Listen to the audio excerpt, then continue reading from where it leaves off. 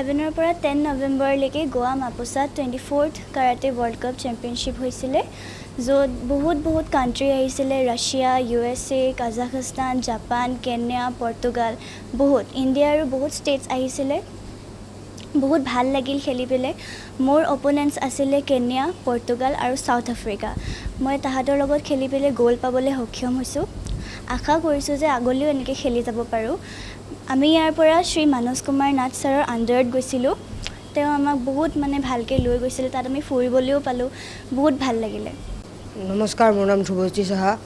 মই গোৱালৈ world cup karate championship খেলিবলৈ গৈছিলোঁ আৰু তাতে মই জাপান আৰু পৰ্তুগালৰ লগত খেলি চিলভাৰ মেডেল পাইছোঁ খুব ভাল লাগিছে যে ইমান এটা ডাঙৰ হেৰিত খেলিছোঁ আৰু স্পেচিয়েলি মই আমাৰ ছাৰ শ্ৰী মানস কুমাৰ নাথ আৰু মোৰ মা বাবাক থেংক ইউ ক'ব খুজিছোঁ গোৱা মাপুছাত হৈছিলে তাৰ পৰা জাপান আহিছিলে কেনিয়া আহিছিল পৰ্তুগাল আৰু ৰাছিয়া আৰু এনেকৈ বহুত হেৰিৰ পৰা আহিছিলে মোৰ লগত পৰ্তুগাল আৰু জাপান বহুত ভাল লাগিছে যে ইমান এটা ডাঙৰ লেভেলত খেলিছোঁ আৰু আগতেও যাই মই এনেকৈয়ে খেলিম আৰু হয় আমি অতিশয় আনন্দিত হৈছোঁ ধ্ৰুৱজ্যোতি আৰু আৰাধ্যাই যি গোৱাত যি ৱৰ্ল্ড কাপ কাৰাটে চেম্পিয়নশ্বিপত তেওঁলোকে মেডেল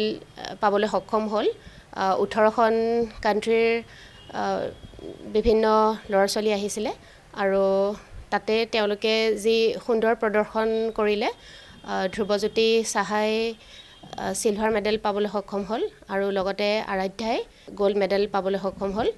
গতিকে আমি দুয়োজনকে লৈ অত্যন্ত গৌৰৱান্বিত অনুভৱ কৰিছোঁ আমি ওচৰবাসী হিচাপে বা অঞ্চলবাসী হিচাপে জাগিৰোডৰ আৰু তেওঁলোকে আগলৈকো এনেকৈ সুন্দৰ প্ৰদৰ্শন কৰিব বুলি আমি আশা ৰাখিছোঁ আৰু তেওঁলোকৰ উজ্জ্বল ভৱিষ্যত কামনা কৰিলোঁ